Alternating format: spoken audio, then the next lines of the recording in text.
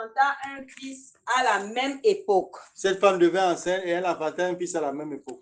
L'année suivante, comme Élisée lui avait dit, l'enfant grandit et un jour qu'il était allé trouver son père vers les moissonneurs, il dit à son père, ma tête, ma tête.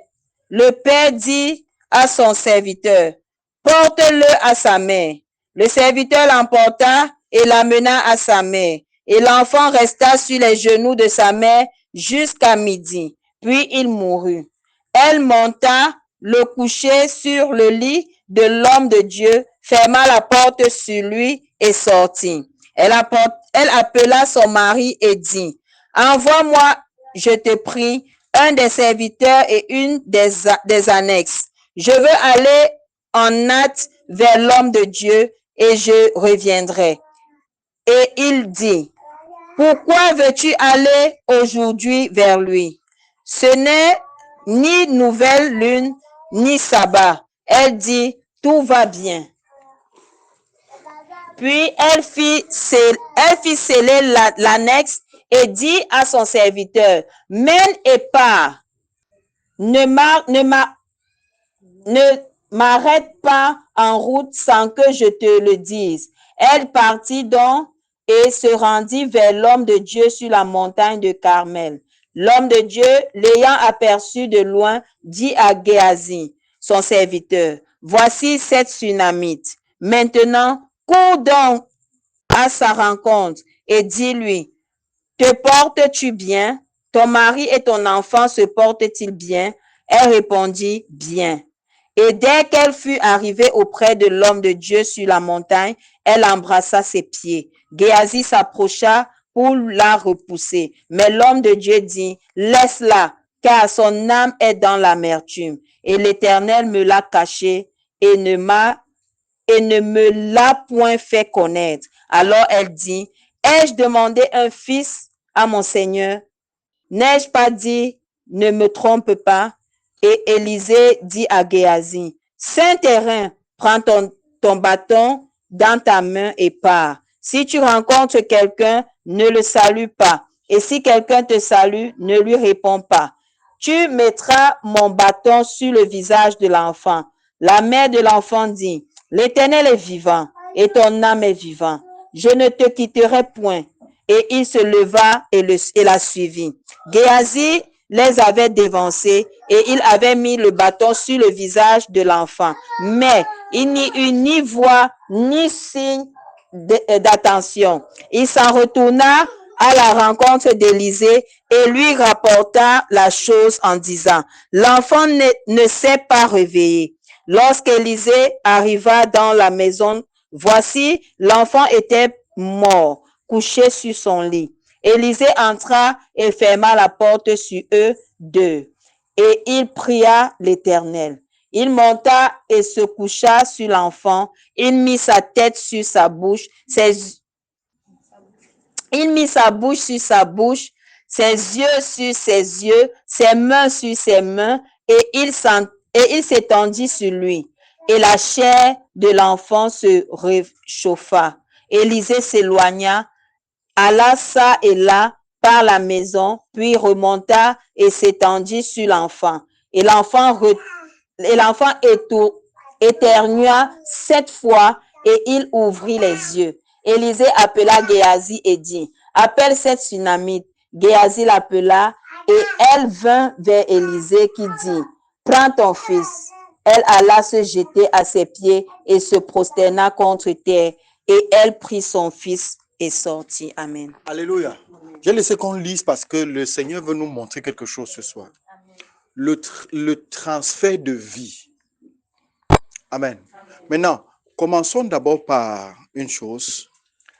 C'est que l'enfant de la Sunamite a été reçu comme récompense à son service. Amen. Alléluia. Amen. Donc, elle a reçu un enfant parce qu'elle honorait Dieu en servant le prophète. Amen. Alléluia. Amen. Donc, pour déjà donner cette fondation que chaque fois que tu honores Dieu en servant l'œuvre de Dieu, le prophète, le serviteur de Dieu, la maison de Dieu et les enfants de Dieu, le Seigneur te programme pour une récompense. Ça veut dire que ce que nous sémons, c'est ce que nous moissonnons. La moisson ici, c'est la récompense. Maintenant, il y a une chose que nous devons savoir, c'est que l'ennemi attaque toujours ce que Dieu nous a donné. Prenez garde, le diable rôde comme un ruisseau, il cherche qui dévorait. Matthieu chapitre 13, la parabole du semeur, un semeur sorti pour s'aimer. Ensuite, les mauvaises herbes. Ensuite, les animaux. Ensuite, l'autre parabole où Jésus dit qu'un homme a sémé dans son champ et son ennemi est venu s'aimer l'ivraie. Donc, l'ennemi attaque toujours les récompenses, attache toujours les bénédictions que Dieu nous donne. Et la dame exactement est en train de nous enseigner que, quel que soit le niveau de bénédiction que tu as, l'ennemi peut toujours te détruire. Il peut. Pas qu'il va, il peut. La preuve, c'est que son enfant, elle a reçu comme récompense à son sacrifice dans la maison de Dieu. Alléluia. Et après avoir reçu son enfant comme récompense au sacrifice à son sacrifice dans la maison de Dieu, elle a reçu aussi l'amertume qui venait de l'attaque, où l'ennemi a détruit la récompense que Dieu lui avait donnée. Donc, elle n'avait plus de gloire. L'ennemi lui avait enlevé la gloire. Mais gloire à Dieu pour l'onction de résurrection. Qu'est-ce que le Seigneur nous demande par le prophète Élisée? Le Seigneur nous demande par le prophète Élisée que ta prière peut transférer la vie à ce qui était mort. Amen. Amen. Ta prière peut transférer la vie à ce qui était mort dans ta vie. Ça veut dire que lorsque tu te connectes à la prière, l'onction de résurrection, tu utilises comme un canal de transfert de vie. C'est pour ça qu'il faut avoir cette habitude de prier sérieusement pour confronter tes challenges.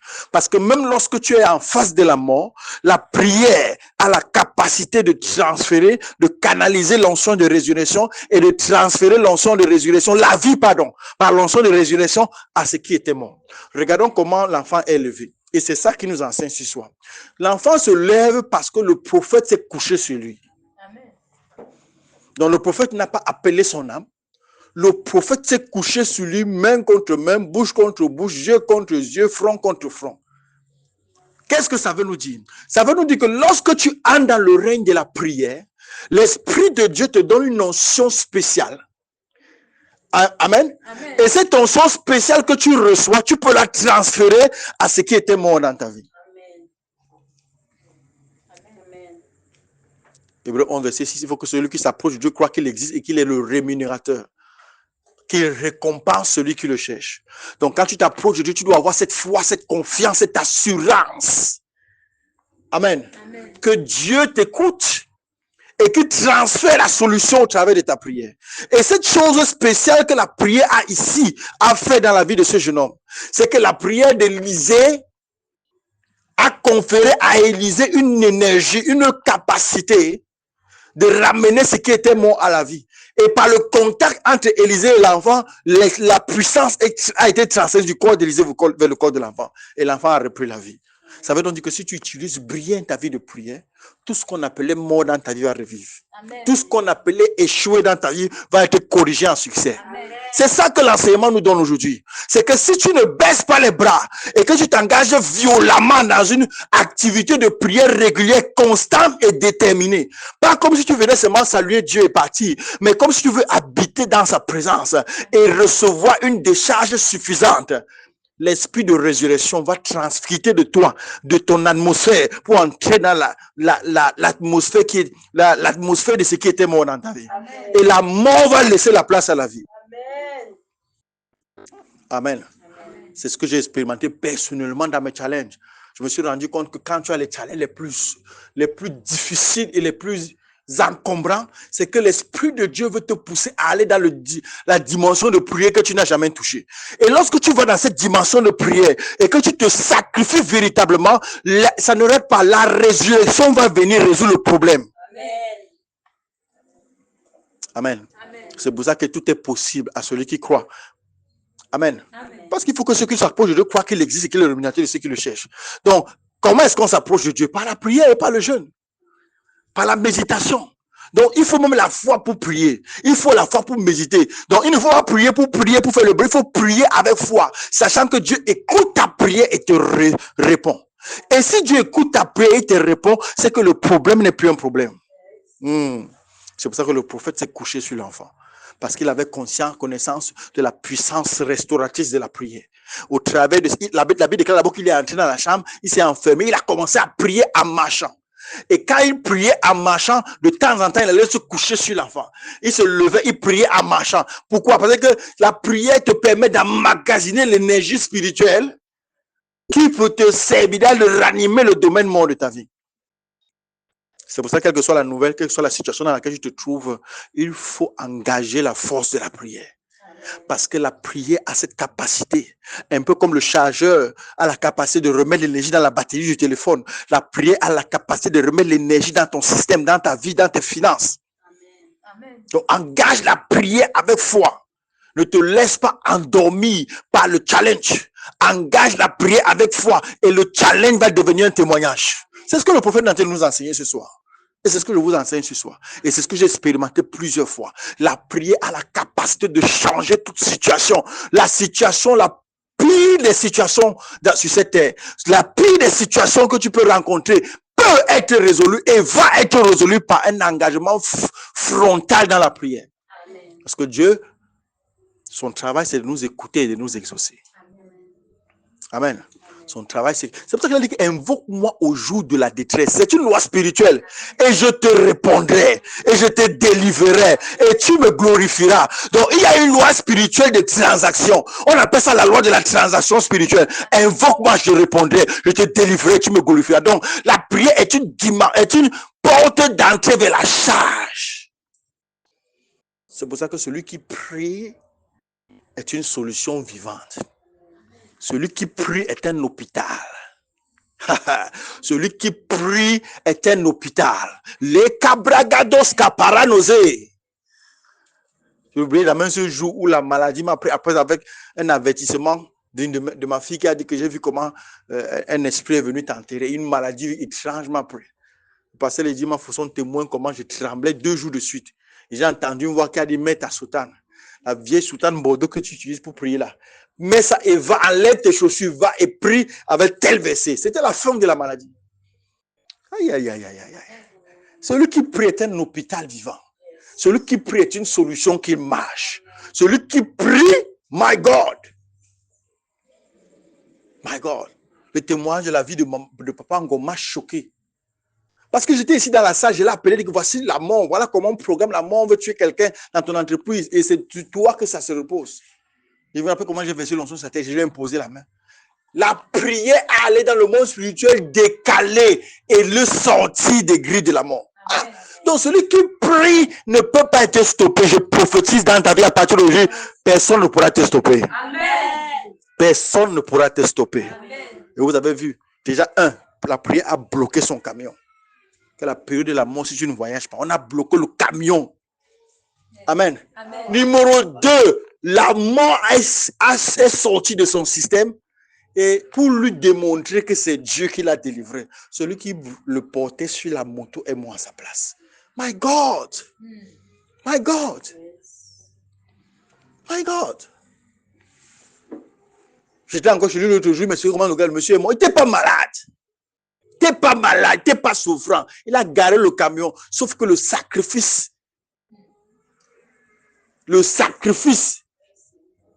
était déjà fait. Donc il fallait que quelqu'un parte. Et l'esprit de prière, l'esprit de résurrection a ressorti par moi que toi tu ne meurs pas. Il a garé le voyage que Pango était censé faire et aller mourir. Garé le camion, Pango m'a dit qu'il est descendu en marchant comme ça pour aller pisser, s'écrouler. C'était la fin. My God! Celui qui prie ne sera pas victime. Amen. Engage ta vie de prière sur la terre de génération en génération. Tu ne seras jamais parmi les victimes.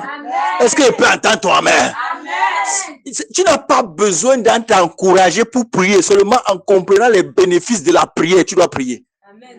Ah, j'ai pas besoin qu'on t'encourage. Est-ce que tu as prié? Est-ce que tu as pris ton programme de jeûne? Pourquoi tu ne pries plus? Ceux qui ont besoin d'être encouragés sont les gens qui ne comprennent pas. Quand tu comprends la puissance des transactions spirituelles qu'on peut faire au travers de la prière, personne ne te demande de prier. Tu pries par force. Personne ne te demande de jeûner. Tu jeûnes par force. Tu t'engages et tu te réengages. À cause du pouvoir des transactions, Dieu a ouvert un boulevard pour dire que tout ce que tu veux faire avec la prière, tu peux le faire.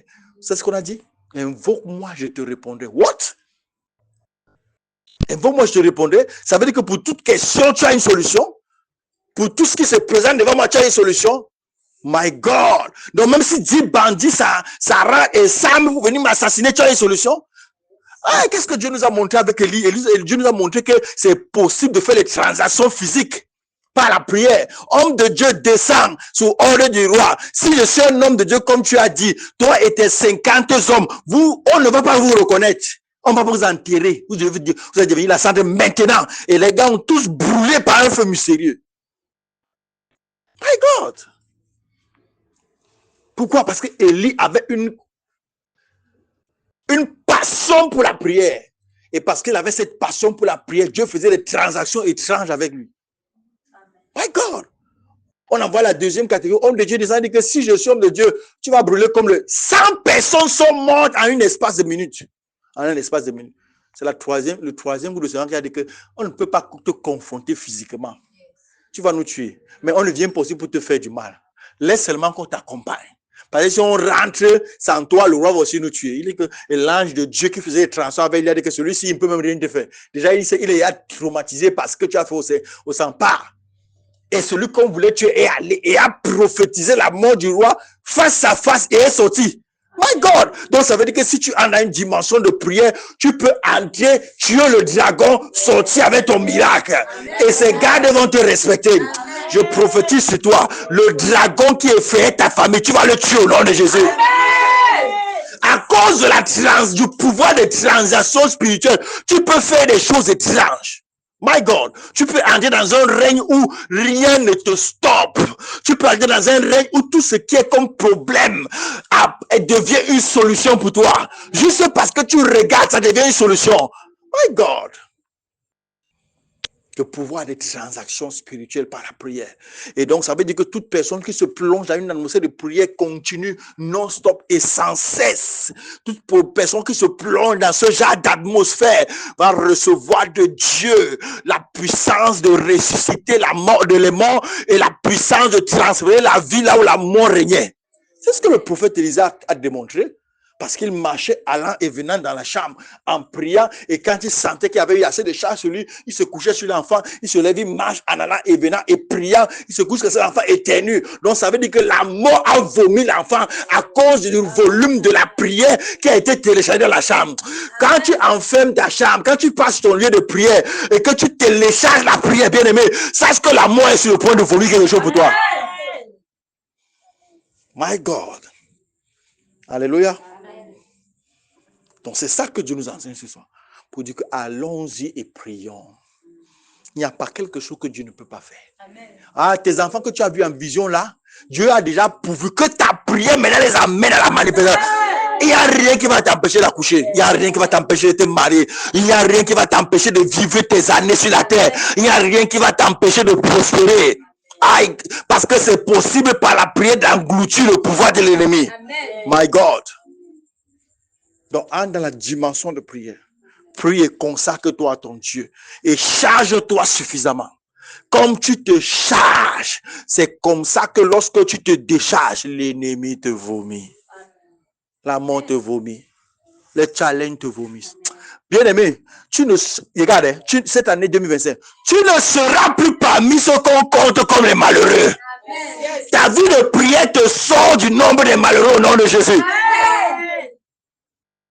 Alléluia. Amen. Alléluia. Amen. On va continuer si le Seigneur le permet le dimanche au culte de Sainte-Seine. Amen. Amen. Mais déjà, il y a une chose qui est certaine. C'est qui te faisait fuir. Tu l'as englouti par le feu du Saint-Esprit. C'est qui te faisait pleurer. Le Saint-Esprit te donne la force de l'effacer éternellement. Il dit, c'est effacé éternellement. Amen. Tu ne seras plus parmi les peureux, ni les trembleurs, ni les échecs. Tu entres dans la dimension des grands. À cause du volume de prière que tu développes et des transactions spirituelles que tu fais avec Dieu, tu es dans la dimension de grâce au nom de Jésus. Amen. Est-ce que tu peux entendre ton amen? Lève-toi, commence à rendre grâce à Dieu. Si tu as une action de grâce, présente à Dieu.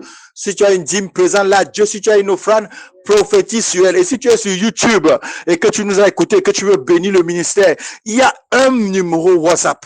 Il y a un numéro WhatsApp qui s'affiche sur cette vidéo. Amen. Tu écris sur ce numéro WhatsApp. Je vais directement converser avec toi. Tout ce que Dieu te mettra à cœur, on va en parler et tu seras une bénédiction et Dieu te bénira également. Que la paix soit avec toi. Shalom.